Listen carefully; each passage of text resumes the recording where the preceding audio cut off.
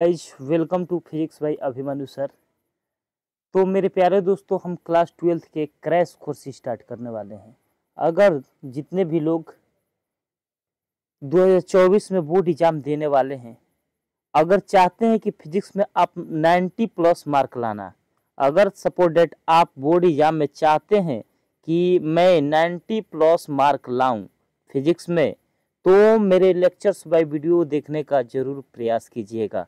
आप 90 plus number यानी mark लाने के लिए मेरे लेक्चर्स बाय वीडियो को देखने का जरूर प्रयास कीजिएगा।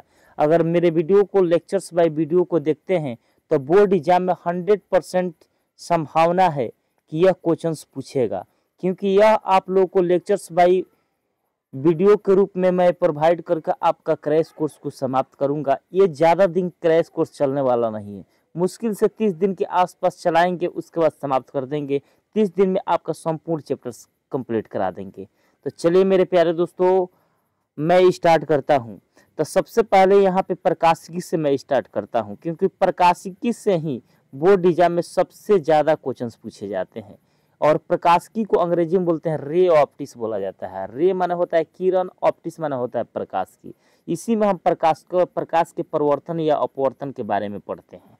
अपवर्तन तो खैर अगला टॉपिक से, लेकिन इसमें हम पढ़ेंगे खास करके परिवर्तन के बारे में पढ़ेंगे। इसको ज्योमेट्रिकल ऑप्टिक्स के नाम से भी जानते हैं, क्योंकि ज्योमेट्रिकल ऑप्टिक्स में रे डायग्राम के संरचना के बारे में ही पढ़ा जाता है।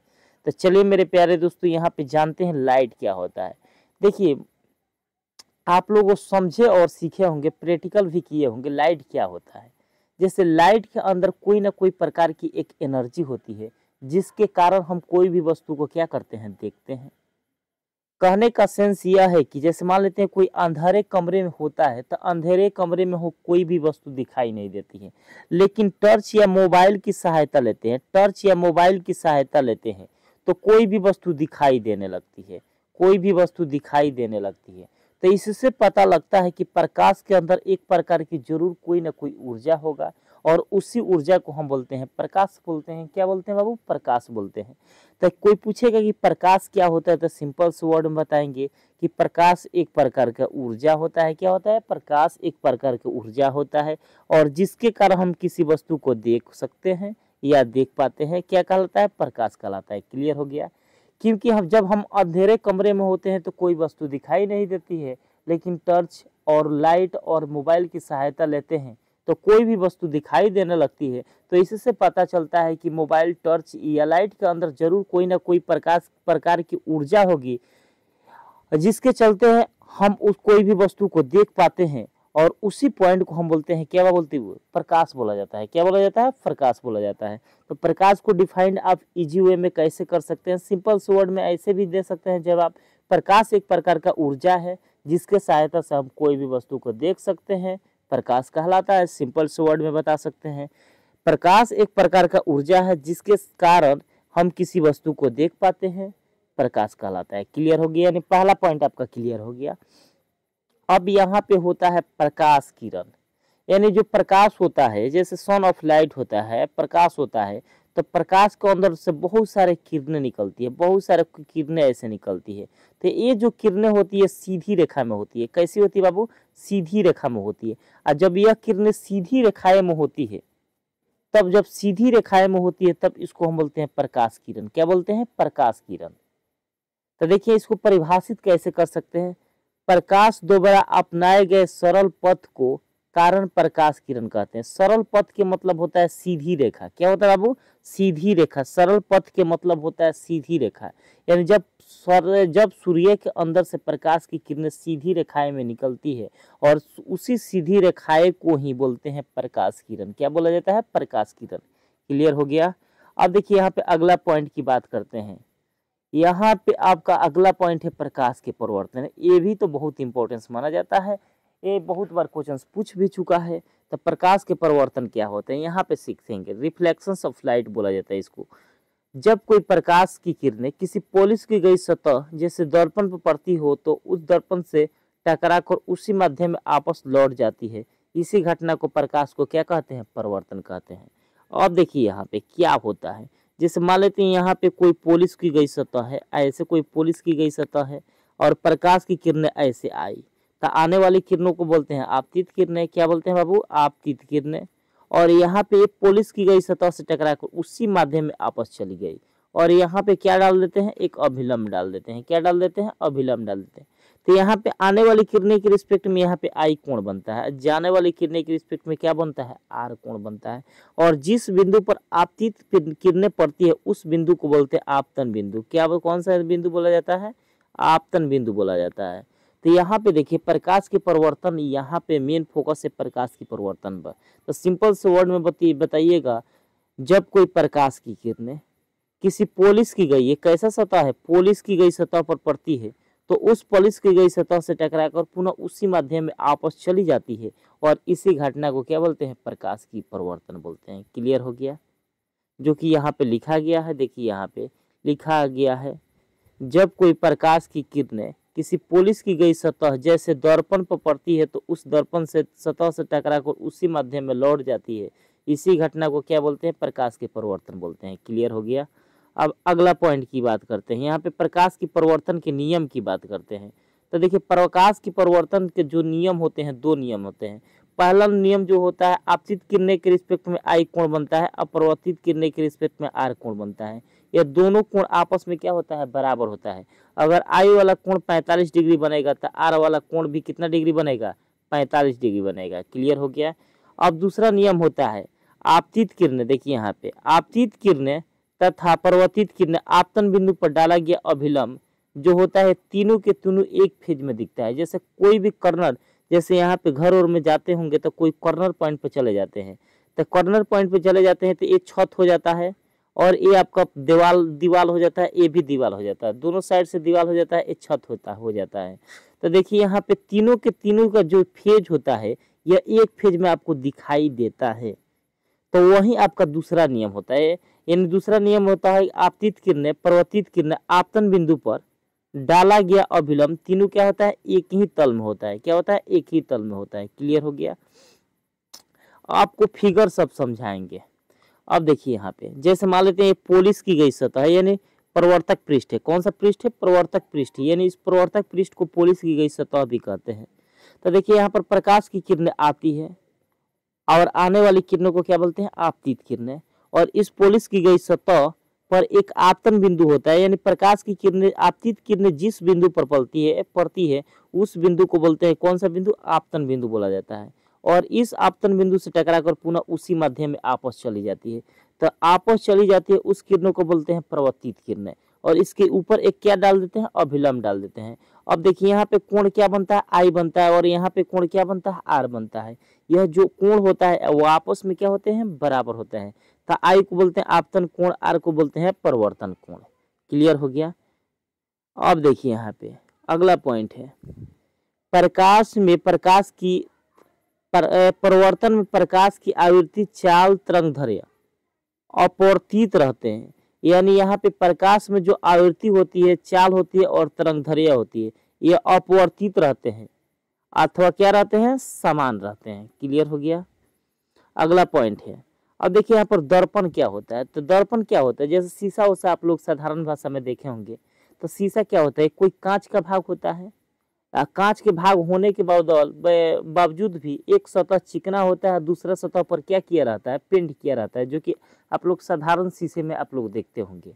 तो दर्पण क्या होता है? दर्पण किसी कांच का वह भाग होता है। किसका भाग होता है? कांच का भाग होता है, जो किसी चिकनी सतह पर, जो किसी चिकनी दूसरी परिवर्तक पृष्ठ पोलिश की गई सतह पर पड़ता है, क्या कहलाता है? दर्पण कहलाता है। यानी कहने का सेंस यह है कि सिंपल से वर्ड में ऐसे परिभाषित करेंगे, दर्पण क्या होता है?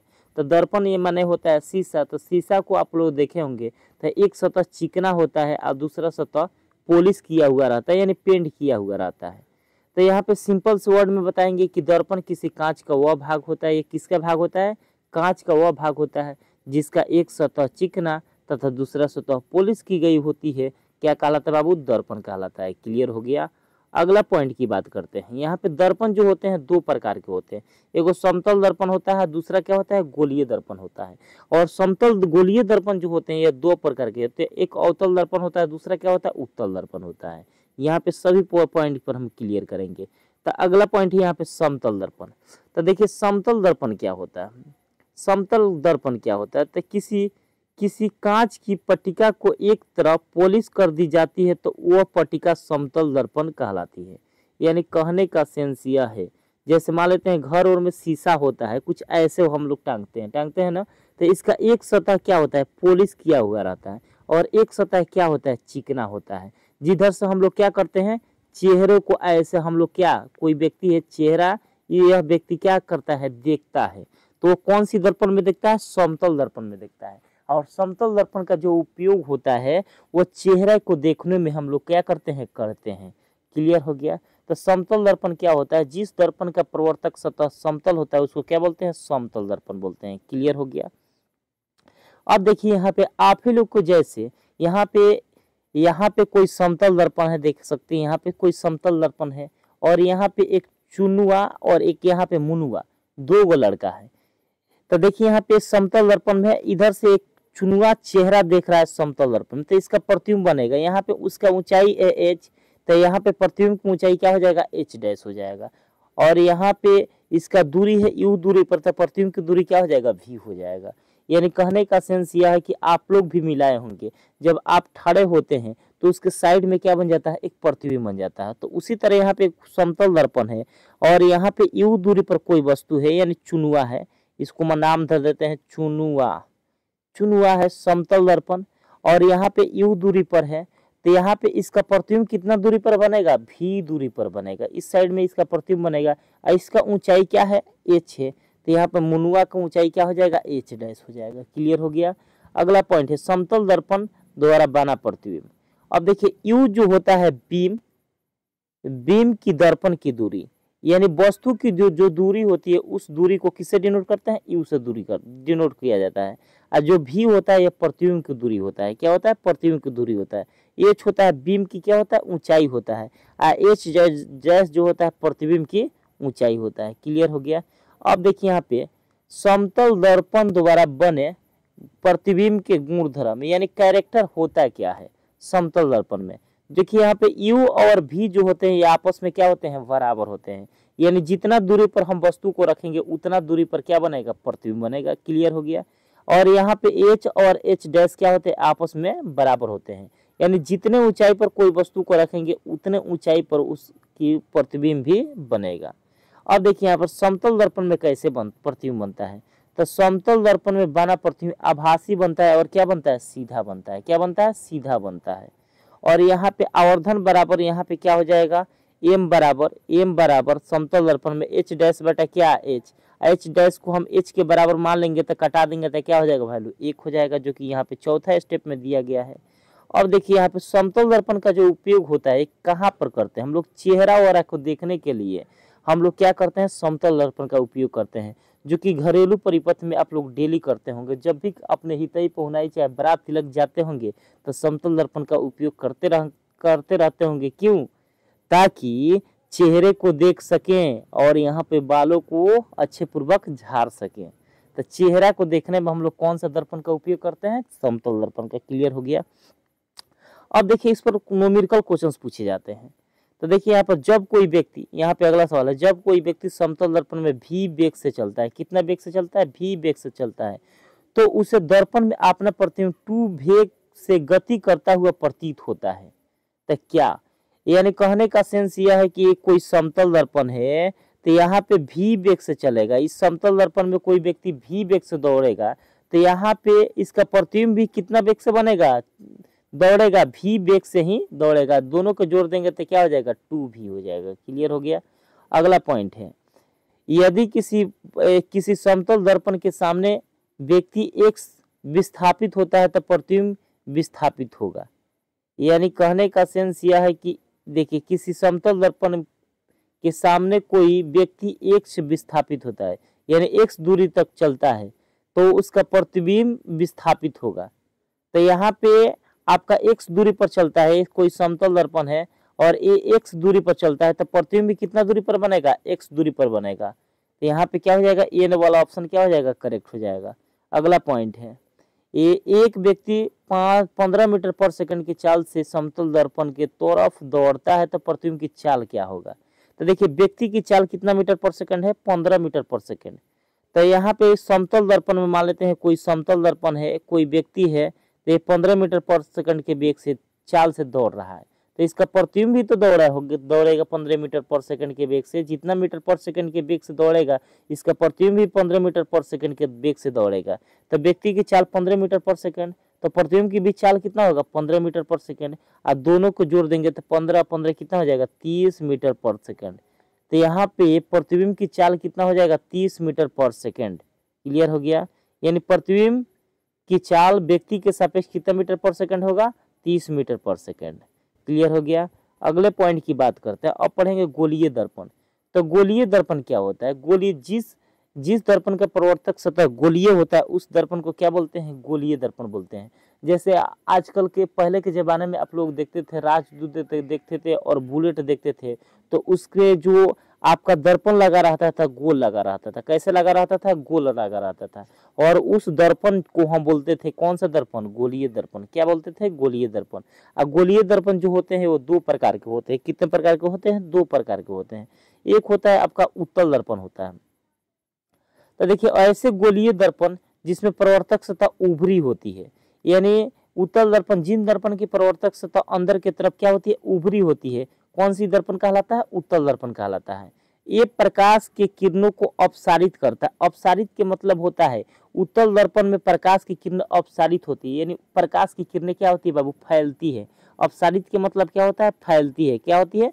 फैलती है। और इसका जो उपयोग होता है गाड़ियों को पथ दृश्य के रूप में किया जाता है, यानी जो गाड़ी होता है गाड़ी के पीछे वाले भागों को देखने के लिए हम लोग उत्तल दर्पण का क्या करते हैं? उपयोग करते हैं। जैसे मान लेते हैं टाउन शहर में आप लोग गए होंगे तो बिजली के खंभों पर आपका जो लाइट लगा रहता है तो प्रकाश की किरणों को क्या किया जाता है? फैला देता है। तो वो भी आपका खंभे पर लगे बल्ब का उपयोग भी हम उत्तल दर्पण में करते हैं। जैसे यहाँ पे मान लेते हैं ललटेन हो गया, तो ललटेन भी कौन से दर्पण में आएगा? उत्तल दर्पण में आएगा, क्योंकि ललटेन में भी प्रकाश की किरणें क्या हो जाती है? फैल जाती है। जैसे विद्युत बल्ब हो गया, तो विद्युत बल्ब में भी प्रकाश की किरणें क्या हो जाती है? फैल जाती है। तो वो भी आपका कौन से दर्पण हो गया? उत्तल दर्पण में हो गया। यानी कहने का सेंस यह है कि जिस दर्पण में प्रकाश की किरणें फैलेगी, अपसारित के मतलब होता है फैल जाना, अगर फैलेगी तो वह कौन सी दर्पण होगा? उत्तल दर्पण होगा। और उत्तल दर्पण का जो उपयोग होता है गाड़ियों को, मोटर गाड़ियों को पथ दृश्य के रूप में किया जाता है। जैसे गाड़ी मोटरसाइकिल पर आप लोग देखे होंगे तो मोटरसाइकिल के दोनों बगल शीशा लगा रहता है, तो एक साइड को एक शीशा से हम एक साइड को पीछे वाले भाग को हम लोग क्या करते हैं? स्पष्ट रूप से देखते हैं। क्या करते हैं बाबू? स्पष्ट रूप से देखते हैं। और वो दिखाई देता है तो बड़ा प्रतिबिंब बनाकर दिखाई देता है ताकि स्पष्ट रूप से क्लियर दिखाई दे दे। तो यहाँ पे इसका रे डायग्राम की अगर बात करते हैं तो देखिए ये जो है आपका दर्पण है, कौन सा दर्पण है? उत्तल दर्पण है। कौन सा दर्पण है? अंदर की तरफ कलई किया गया उत्तल दर्पण है। और सी जो होता है वक्रता केंद्र होता है। सी क्या होता है? वक्रता केंद्र होता है। कौन सा केंद्र होता है? वक्रता केंद्र। और एफ जो होता है क्या होता है बाबू? फोकस होता है। क्या होता है? फोकस होता है। और पी जो होता है आपका ध्रुव होता है। क्या होता है बाबू? ध्रुव होता है। दर्पण के ध्रुव होता है। क्लियर हो गया। और यहाँ पे ये दर्पण के बीचों बीच से एक रेखाएं को गुजारते हैं, इस रेखाएं को बोलते हैं मुख्य अक्ष। क्या बोलते हैं बाबू? मुख्य अक्ष। क्या बोलते हैं? मुख्य अक्ष। अब देखिए यहाँ पर इतना पॉइंट समझ गए। अब देखिए प्रकाश की किरण दर्पण के सामने आ रहा है और देखिए दर्पण से टकराकर उसी माध्यम में आपस चला जा रहा है। इधर से प्रकाश की किरणें को गुजारे, इससे टकरा कर आपस चला गया। तो देखिए यहाँ पे प्रकाश की किरणें क्या हो रही है? फैल रही है। क्या हो रही है? पीछे की तरफ क्या हो रही है? फैल रही है। तो इसका मतलब होता है कि यहाँ पे प्रकाश की किरणें फैल रही है, तो यह कौन सी दर्पण होगा? उत्तल दर्पण होगा। कौन सी दर्पण होगा? उत्तल दर्पण होगा। क्लियर हो गया। अवतल दर्पण। तो देखिए अवतल दर्पण क्या होता है? ऐसे गोलीय दर्पण जिसकी प्रवर्तक सतह अंदर की तरफ दबी होती है, यानी अंदर की तरफ क्या होती है? दबी रहती है, तो वह उत्तल दर्पण अवतल दर्पण कहलाता है। यानी जो प्रवर्तक पृष्ठ होता है वो अंदर दबा रहता है और जो कलई किया रहता है बाहर होता है। अब ये दर्पण प्रकाश की किरण अभिसारित करती है। क्या करती है? अभिसारित करती है, यानी प्रकाश की किरणें फैलने नहीं देती है, एक पॉइंट पर प्रकाशित कराती है।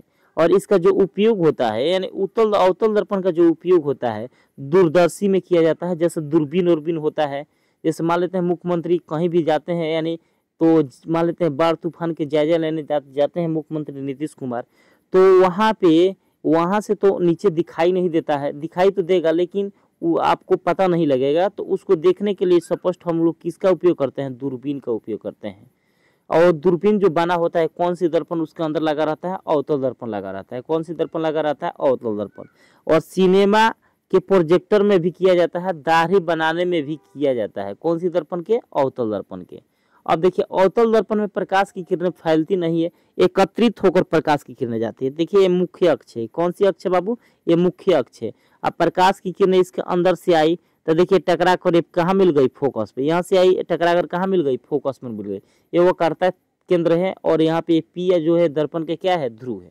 तो देखिए कहने का सेंस यह है कि अवतल दर्पण में प्रकाश की किरणें तो फैलती नहीं है, ये एक पॉइंट पर मिल जाती है। जब एक पॉइंट पर फोकस हो जाती है तो एक पॉइंट पर जब फोकस हो जाती है तो इसका जो उपयोग होता है दूरदर्शी, प्रोजेक्टर और दाढ़ी बनाने में भी किया जाता है।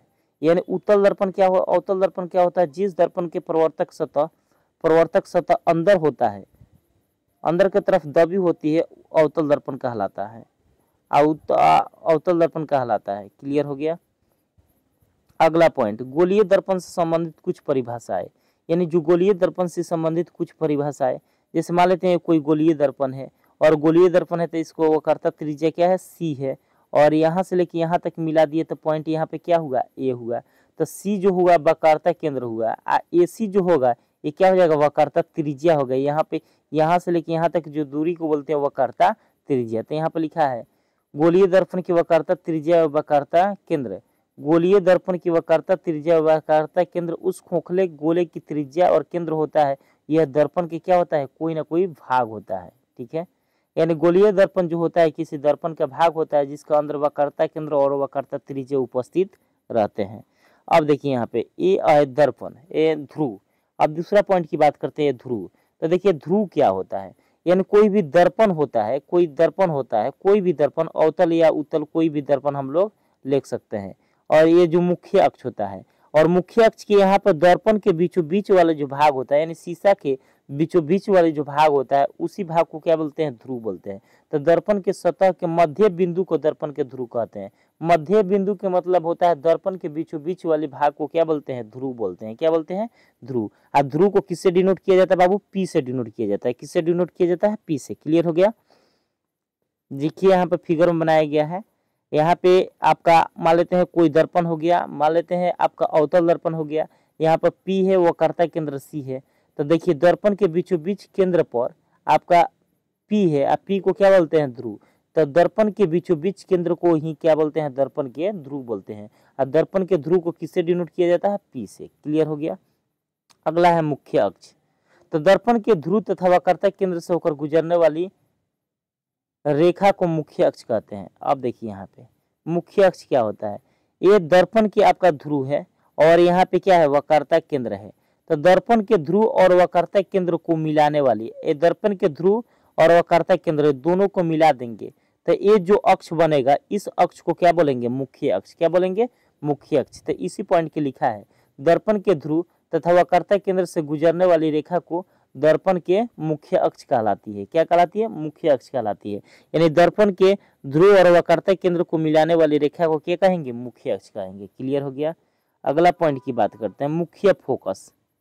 मुख्य फोकस क्या होता है, तो दर्पण के मुख्य अक्ष के समांतर आने वाली प्रकाश की किरणें दर्पण के प्रवर्तक के पश्चात जिस बिंदु पर मिलती है या मिलती हुई प्रतीत होती है उस बिंदु को क्या कहलाता है, मुख्य फोकस कहलाता है। यानी प्रकाश की किरणें जिस बिंदु पर मिलती है या मिलती हुई प्रतीत होती है उसी बिंदु को हम बोलते हैं मुख्य फोकस। क्या बोलते हैं, मुख्य फोकस। जैसे यहाँ पे देखिए मुख्य फोकस को समझिए। जैसे मान लेते हैं कोई कौन सी दर्पण है आपका, ये जो है आपका कौन सी दर्पण है, अवतल दर्पण है। अब प्रकाश की किरणें कुछ ऐसी आ रही है, देखिए यहाँ पे कुछ ऐसी आ रही है, ऐसे टकरा कर यहाँ पे ऐसे मिल रही है, यहाँ पे ऐसे आ रही है, ऐसे टकरा कर कहाँ मिल रही है, फोकस पर मिल रही है। तो एक बिंदु पर मिल रही है। तो देखिए दर्पण के मुख्य अक्ष के समांतर, यानी ये दर्पण जिधर है उधर के तरफ, प्रवर्तक पृष्ठ जिधर है उधर के तरफ प्रकाश की किरणें आ रही है, लेकिन प्रवर्तक पृष्ठ से टकरा कर ये कहाँ पर मिल जा रही है, फोकस पर मिल जा रही है। ठीक है। अब यहाँ पे देखिए उत्तल में दिखा देते हैं, प्रकाश की किरणें आई लेकिन प्रवर्तक पृष्ठ से टकरा कर आपस चली गई। यहाँ पे प्रकाश की किरणें प्रवर्तक पृष्ठ से टकरा कर आपस चली गई, तो ऐसे आई, अब प्रवर्तक पृष्ठ से टकरा कर आपस चली गई। तो इससे मतलब यह है कि प्रकाश की किरणें इसमें फैल रही है, यानी प्रकाश की किरणें इसमें फैल रही है। तो इसका मतलब यह है कि यह जो दर्पण होगा ये कौन से दर्पण होगा, उत्तल दर्पण होगा। कौन सा दर्पण होगा, उत्तल दर्पण होगा। क्लियर हो गया। अब यहाँ पे अगला पॉइंट है, ये अवतल दर्पण की फोकस दर्पण के सामने वास्तविक होता है। ये अवतल दर्पण का जो फोकस होता है ये क्या होता है, वास्तविक होता है। उत्तल दर्पण का जो फोकस पीछे बनता है, जब पीछे बनेगा तो क्या होगा, आभासी होगा। और ये समझ में नहीं आया तो एक ट्रिक याद कर रखिएगा, औवासी। देखिए यहाँ पर ट्रिक क्या है, आप लोग को बताए थे क्लास में, औ आसी, आसी, औ आसी। अगर देखिए यहाँ पे अगर वास्तविक होगा तो क्या बनेगा, उल्टा बनेगा। क्या बनेगा, उल्टा प्रतिबिंब बनेगा। अगर आभासी होगा तो यहाँ पे क्या बनेगा, सीधा बनेगा। क्या बनेगा बाबू, सीधा बनेगा। आभासी को ही बोलते हैं काल्पनिक बोला जाता है। क्या बोला जाता है, काल्पनिक बोला जाता है। क्लियर हो गया। अगला है फोकस दूरी। तो देखिए दर्पण के ध्रुव और फोकस के बीच की दूरी को क्या बोलते हैं, फोकस दूरी बोलते हैं। यानी दर्पण के जो ध्रुव होता है और फोकस दूरी होती है उसी दूरी को बोलते हैं क्या, फोकस दूरी। दर्पण के ध्रुव और फोकस के बीच की दूरी को क्या बोलते हैं, फोकस दूरी। हाँ, फोकस दूरी को किससे डिनोट किया जाता है, एफ से डिनोट किया जाता है। और देखिए यहाँ पे उत्तल दर्पण की फोकस दूरी जो होती है धनात्मक होती है। उत्तल दर्पण की जो फोकस दूरी होती है क्या होती है, धनात्मक होती है। क्योंकि उत्तल दर्पण में प्रकाश की किरणें क्या हो जाती है, फैल जाती है। और जब फैल जाती है तो यहाँ पे फैल जाती है तो फोकस दूरी क्या हो जाती है, पॉजिटिव हो जाती है। लेकिन अवतल दर्पण में प्रकाश की, अवतल दर्पण की फोकस दूरी क्या होती है, ऋणात्मक होती है। क्योंकि यह एक पॉइंट पर पड़ती है, और जब एक पॉइंट पर पड़ती है तो कोई वस्तु परफेक्ट रूप से दिखाई देता है। जैसे टर्च लाइट जो होता है, तो टर्च लाइट क्या होता है, हम मान लेते हैं टर्च लाइट को जलाते हैं तो एक पॉइंट पर जाता है, उसका प्रकाश फैलता नहीं है। अब देखिए यहाँ पे किसी गोलीय दर्पण की वक्रता त्रिज्या आर और फोकस दूरी में सम्मत है। तो बताए थे एफ बराबर क्या होता है, आर बटा क्या होता है, 2 होता है। और आर बराबर क्या होता है, 2f होता है। ये कई बार बता चुके हैं। अब देखिए यहाँ पर द्वारक क्या होता है। तो दर्पण के प्रकाश प्रवर्तक क्षेत्रफल का प्रभावी व्यास दर्पण का क्या कहलाता है, द्वारक कहलाता है। जैसे मान लेते हैं एम हो गया और यहाँ पे क्या हो गया, एन हो गया, वो वक्रता केंद्र सी हो गया। तो यहाँ पे एक अंदर के तरफ यहाँ पे एक सर्किल के आकार में यह दिखाई देता है। देखिए यहाँ पे कलई किया हुआ ऐसे दिखाई देता है। तो यही आपका जो एम एन जो होता है यही आपका क्या होता है, दर्पण का द्वारक होता है। चलिए मेरे प्यारे दोस्तों आज इतना ही रहने देते हैं, अगले क्लासेस में हम